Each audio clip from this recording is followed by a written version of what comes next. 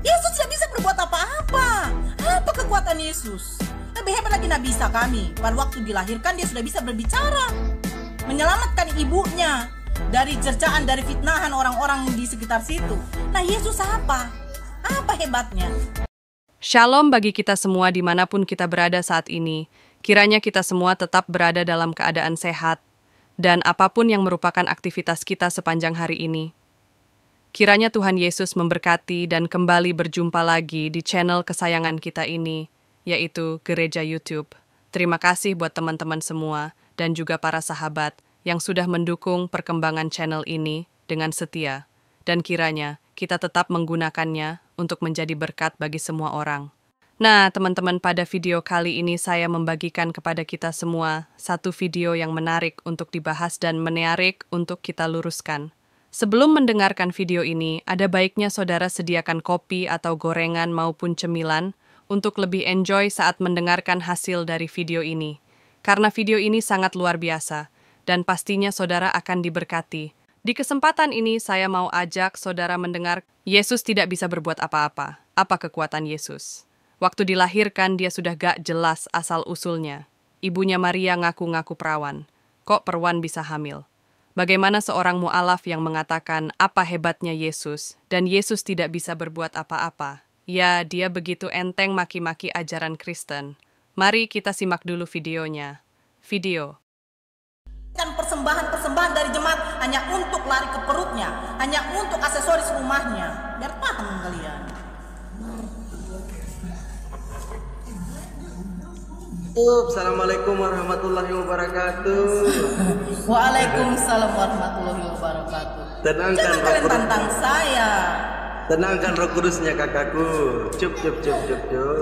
Tidak, sudah penghujatan. Mereka mengatakan Allah Subhanahu Wa Taala itu adalah ilah. Sementara mereka nggak tahu kalau Yesus Kristus itu adalah ilah palsu. Yesus tidak bisa berbuat apa-apa. Apa kekuatan Yesus? Lebih hebat lagi Nabi Isa kami. Pada waktu dilahirkan dia sudah bisa berbicara, menyelamatkan ibunya dari cercaan, dari fitnahan orang-orang di sekitar situ. Nah, Yesus apa? Apa hebatnya? Umur 33 tahun baru dia ada kehebatannya. Umur 30 tahun sampai 33 tahun. Itu pun mati pula dia. Apa hebatnya orang yang mati disalib? Tidak bisa dia bebas dari penyalipan. Apa hebat orang seperti itu? Apa yang bisa dijadikan juru selamat dari situ? Apa yang hebat dijadikan juru selamat sementara pengikut-pengikut dia 12 orang itu, satu orang sudah mengkhianati dia dengan menjual dia, satu orang sudah menyangkal dia, nah tinggal 10 orang ini kabur. Apa hebatnya? Gak ada mujizat yang diberikan oleh diberikan oleh Allah kepada Nabi Isa ataupun kepada Yesus. Itu hanya diberikan kuasa, segala kuasa di surga dan di langit di bumi telah diberikan kepadaku. Lah dia aja menerima kuasa. Itu masa bisa Tuhan menerima kuasa? Tuhan menerima kuasa dari Tuhan. Tuhan berdoa kepada Tuhan. Pakai otak. Jangan pembodohan besar-besaran di sini, ya. Menurut saya, mualaf seperti ini lebay ya. Cocok kalau dia ini bergabung dengan komplotannya Kainama. Kenapa? Ya kalau dia udah mualaf, ya mualaf aja. Nggak perlu melakukan hal-hal yang demikian, menjelek-jelekkan agamanya yang lama dan merasa dia sekarang paling benar. Kalau mualaf aja, silakan, nggak ada yang ngelarang. Dan yang paling penting adalah ketika jadi mualaf, belajarlah agamamu yang baru sebaik-baiknya. Belajar ngaji gitu loh, paling enggak ya. Kurangi hal-hal yang demikian. Kalau saya melihat ibu ini memang kayaknya sakit hati banget dengan kekristenan karena dia merasa ditipu 20 tahun. Katanya ya, aneh, ditipu sama pendeta 20 tahun katanya dia ini. Dia ini merasa sakit hati karena Allahnya itu dikata-katain sama orang Kristen katanya. Siapa yang ngata-ngatain ya? Sehingga dia mengatakan bahwa Yesus itu adalah ilah palsu, kata dia. Yesus itu adalah tokoh sejarah, tokoh sentral dalam sejarah. Dan semua kehidupannya, bahkan kematiannya, kebangkitannya itu tercatat bukan hanya di dalam Alkitab, tapi itu fakta sejarah. Yesus Tuhan itu bukan buat-buatan atau diangkat jadi Tuhan di Konsili Nikea. Tidak, itu tidak pernah terjadi. Karena Yesus adalah Tuhan, kamu mengakui ataupun tidak, kita mau menerima ataupun tidak. Kenapa? Karena dia ini adalah Sang Firman yang datang dan keluar dari Allah. Sang Firman yang turun menjadi manusia. Kalau dia Sang Firman yang keluar dan datang dari Allah, bukan Allah, lalu apanya Allah, Bu? Kan aneh ya, lucu cara berpikirnya orang seperti ini. Lalu dia mengatakan, apa hebatnya Yesusmu? Apa, kata dia kan? Yesus itu kan menyembuhkan atas izin Allah, katanya dia menerima kuasa dari Allahnya. Ya masa dia Tuhan berdoa kepada Tuhan, kata dia. Ini kan kalimat-kalimat yang diucapkan oleh orang sakit hati yang tidak memahami iman Kristen ketika dia jadi Kristen. Makanya kalau jadi Kristen, ibadah yang benar. Jangan ibadah itu cuma datang waktu amin doa berkat. Ini makanya nggak dapat pengetahuan yang benar tentang iman Kristen. Jadinya begini nih, gagal paham ya. Yesus itu hebat, sangat hebat. Kalau mau tahu kehebatan Yesus, terus hujat dia, terus tantang dia ya, supaya dia tunjukkan kehebatannya. Nah, kalau kita melihat di dalam Alkitab, tidak ada orang yang memiliki kuasa seperti Yesus.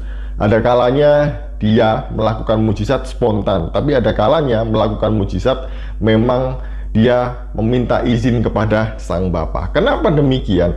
Karena Sang Firman dalam keadaan mengambil wujud sebagai manusia. Secara hakikat, Sang Firman ini setara dengan Bapa, setara dengan Roh Kudus, tapi dalam keadaan sebagai manusia, dia terbatas oleh ruang dan waktu.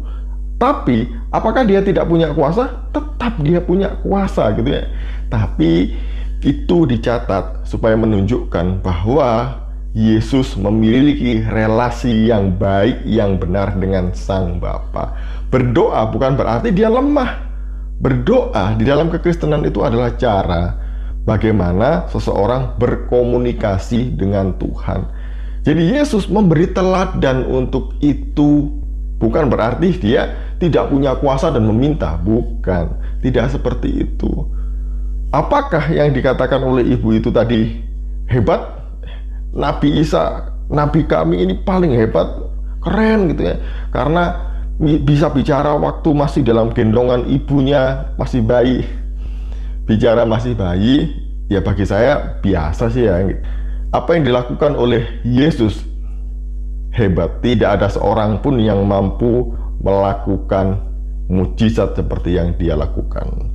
Nah, berkenaan dengan apa yang dilakukan oleh ibu tadi itu ya, mengenai kisah Nabi Isa gitu ya. Sebelum itu tertulis di dalam kitab suci ibu ini yang baru, kisah-kisah itu sudah ada di dalam Injil apokrif yang tidak diterima oleh bapak-bapak gereja. Mari kita melihatnya ya. Yang pertama, saya mengajak melihat di dalam sebuah buku Yesus dalam Quran, tulisannya Geoffrey Parinder, mengenai cerita tentang Yesus. Di dalam halaman 110-111 dituliskan demikian. Di dalam Injil Pseudo Matius atau Injil palsu Matius. Jadi Injil Matius itu ada yang palsu ya. Yang dimaksud ini adalah apokrif, bukan Injil Matius yang ada di dalam Alkitab kita. Sebuah tulisan Latin yang tampaknya dikompilasi sekitar abad ke-8. Sebenarnya Injil Matius ini yang lain itu sudah ada di abad ke-5, ke-6 ya. Disebutkan bahwa selama penerbangan ke Mesir, Maryam duduk di bawah batang pohon kurma dan ia ingin menikmati buahnya. Sedangkan Yusuf merasa khawatir akan kehabisan air. Yesus yang dalam pangkuan Maryam mengatakan kepada pohon kurma untuk membungkukkan diri kepada ibunya dan memberi buah kurma kepadanya. dan pohon ini pun patuh pada permintaan Yesus. Kemudian Yesus menyuruh pohon kurma untuk mengangkat diri bersama akarnya agar dapat mengeluarkan air yang berada di bawah akar itu, dan air pun mengalir dari sana dan mereka pun minum dan bergembira. Jadi ini kisah mengenai kelahiran Yesus versi kitab apokrif Injil Matius palsu tadi itu ya, bahwa dia dilahirkan di bawah pohon kurma. Beda dengan Alkitab, karena Alkitab mengatakan Yesus dilahirkan di kandang. Kemudian halaman 122-123 di dalam Injil Thomas, di mana kemunculannya sekurang-kurangnya pada abad ke-6 dan juga berisi manuskrip Syria, mengatakan si kecil Yesus ini pada umur 5 tahun sudah bermain di arung jeram. Umur 5 tahun bermain di arung jeram ini, membuat tanah liat halus, menciptakan 12 ekor burung pipit. Saat ia melakukan hal yang aneh-aneh ini adalah hari Sabtu atau hari libur. Yesus memetik jarinya sambil berbicara kepada burung-burung pipit, "Ayo pergi." Burung-burung ini terbang dan kembali lagi sambil bernyanyi atau berkicau. Ini kisah ini juga ada di dalam kitab sucinya Mbak ini yang baru ya, bahwa Yesus itu membuat mujizat dari tanah liat itu berupa burung. Cerita ini juga dijumpai di dalam kitab Jewish Toledot Jesu. Sama halnya ia pun dijumpai di dalam Arabic Infancy Gospel Yesus, yang mengatakan bahwa Yesus membuat tanah liat berbentuk tokoh-tokoh binatang, ada gajah, singa, harimau, dan membuatnya berjalan dan melompat-lompat. Jadi ini ya yang dikatakan oleh Mbak itu tadi, cerita-cerita ajaib mengenai Yesus waktu masa kecilnya membuat banyak mujizat tadi itu juga tercatat di dalam Injil-Injil apokrif. Kemudian mari kita melihat di dalam bukunya Pak Bambang Nursena juga, ini Answering the Misunderstanding jilid yang pertama ya. Di sini dimulai di halaman berapa ini? 20. Mengenai kelahiran Isa di bawah pohon kurma. Begitu juga kisah kelahiran Yesus yang dikaitkan dengan mujizat pohon kurma ternyata paralel dengan Injil Mata Al-Manhul atau The Pseudo Gospel of Matthew. Sama tadi yang dikatakan oleh Gofri Parinder tadi itu ya, pasal 20. Nah, di sini para penulis Muslim ada yang menghukumkan pohon Maryam di Mataria Mesir dengan Qiyas Al-Mu'minun 2350 yang mengisahkan bahwa Allah telah menempatkan Maryam dan Isa anaknya di suatu tempat dataran tinggi yang aman dan memancarkan air jernih, berkaitan erat dengan kelahiran Yesus dalam perjalanan mengungsi ke sebelah timur. Nah, di situ ya, ini dijelaskan mengenai kisah Yesus di bawah pohon kurma di dalam Injil palsu Matius tadi itu ya. Dan kemudian saya tidak membacanya karena ini panjang sekali. Isa berbicara pada waktu bayi. Nah, ini yang dikatakan Mbak tadi itu ya. Kisah mengenai mujizat pohon kurma ini memang sedikit perbedaan dalam versi pengisahannya dalam Qiyas Maryam atau Quran Surah Maryam 19 27 sampai 32. Lalu disambung dengan mujizat Yesus berbicara pada waktu bayi ketika masih dalam gendongan ibunya. Dikisahkan Maryam membawa bayi Yesus kepada kaumnya dengan menggendongnya. Selanjutnya menjawab tuduhan kaum Israel bahwa Maryam telah berbuat zina. Maka Maryam pun mengisyaratkan kepada bayi yang digendongnya. "Bagaimana kami akan berbicara kepada bayi yang masih dalam buayan ibunya?" tanya mereka. Kisah ini paralel dengan The Arabic Gospel of Infancy, Injil Al-Tufuliyah Al-Arabi, Injil masa kanak-kanak Yesus yang ditulis pada abad ke-6 Masehi. Namun buku ini mungkin merupakan pengembangan dari naskah apokrif sebelumnya, yaitu Injil Thomas tentang masa kanak-kanak Yesus. Jadi itu ya, di dalam Injil apa tadi itu, di Arabic Gospel of Infancy itu dituliskan mengenai kisah Isa yang berbicara di gendongan ibunya waktu bayi tadi itu ya. Ini juga tidak ada di Alkitab, tidak dicatat. Ini cerita-cerita ini hanya di dalam Injil-Injil apokrif yang ditulis jauh setelah para rasul meninggal. Makanya ada yang ditulis abad ketiga, 4, 5, 6 itu jaraknya kan udah ratusan tahun gitu ya. Kemudian yang terakhir itu ini yang paling bagus, The Apocryphal New Testament. Ini kitab apokrif perjanjian baru. Semua ceritanya ada di sini, tapi saya tidak mau membaca semuanya ya. Yang saya garis bawahi aja yang saya mau sampaikan. Di dalam The Pseudo Gospel of Matthew, ini halaman berapa ini? Halaman 75. Di halaman 75 ini juga di pasal berapa? Pasal 20. Ini juga menjelaskan mengenai kelahiran Yesus di bawah pohon kurma. Ini ya, yang saya tandai itu. Kemudian di pasal 27, di sini dijelaskan mengenai Yesus membuat mujizat 12 burung gereja di hari Sabat. Ini ya, di sini diceritakan di Infancy Gospel atau di Injil palsu Matius. Kemudian ini juga ditulis di dalam Injil The Arabic Gospel of the Infancy. Ini pasal yang ke-36. Ini juga disebutkan ketika Yesus berusia 7 tahun membuat mainan binatang-binatangan itulah ya. Jadi dari binatang, dan kemudian dia juga berjalan, dia terbang dan juga makan. Di sini dijelaskan di dalam Injil The Arabic Gospel of the Infancy. Jadi itu ya.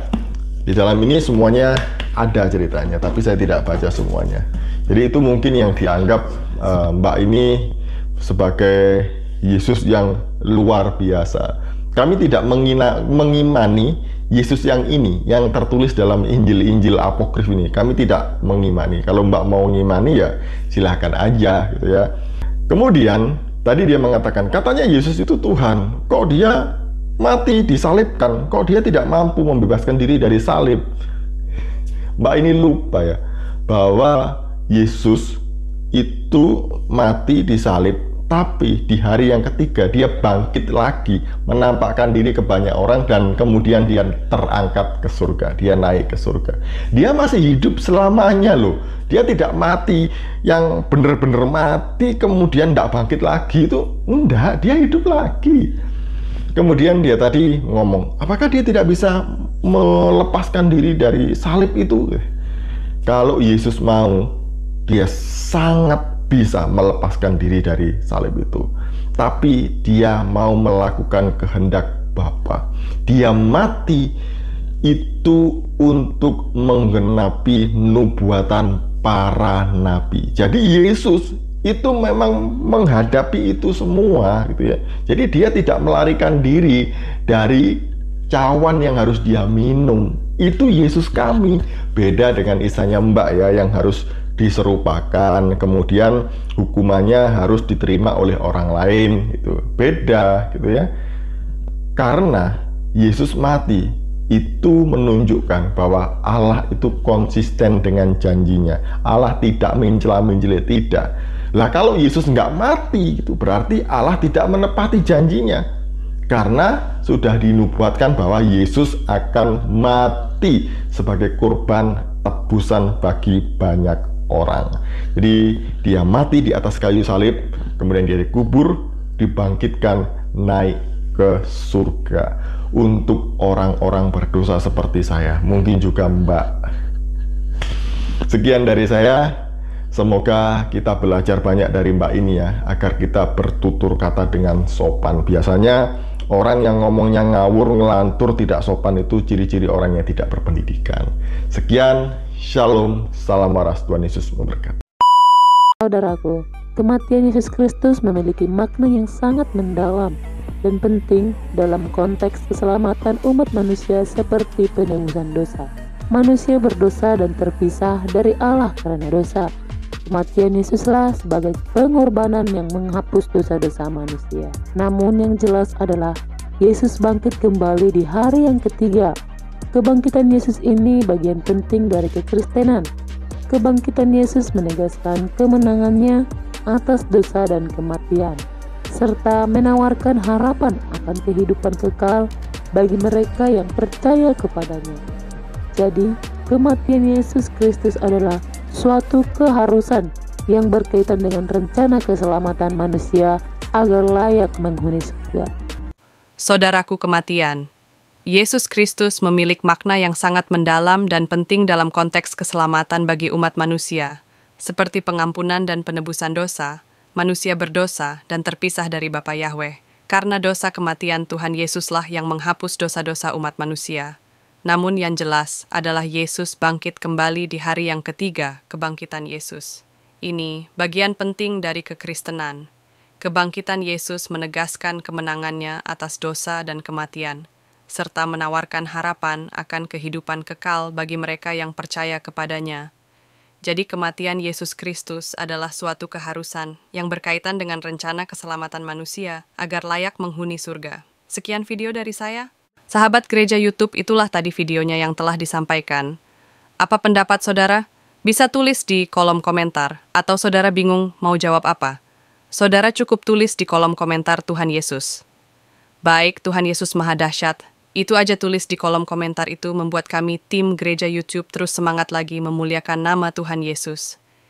Ibarat kata itu adalah infus untuk kami terus mengumandangkan nama Tuhan Yesus. Tak lupa, saya ucapkan terima kasih kepada kalian semua atas dukungan yang selama ini terhadap channel Gereja YouTube Dukung. Terus channel Gereja YouTube dengan cara apa? Tentunya dengan cara subscribe channel Gereja YouTube agar bisa menjadi 1 juta subscriber. Karena belum ada channel Kristen yang sampai 1 juta subscriber, maka dari itu harapan kami tim Gereja YouTube tahun ini bisa mencapai 1 juta subscriber. Makanya kami berharap saudara dan sahabat Gereja YouTube setelah menonton video jangan lupa bagikan video-videonya kepada yang lain agar kiranya channel Gereja YouTube ini bisa menjadi berkat untuk orang banyak. Terima kasih. Tuhan Yesus memberkati kita semua. Halo Bapak Ibu yang kami sangat hormati dan kasihi.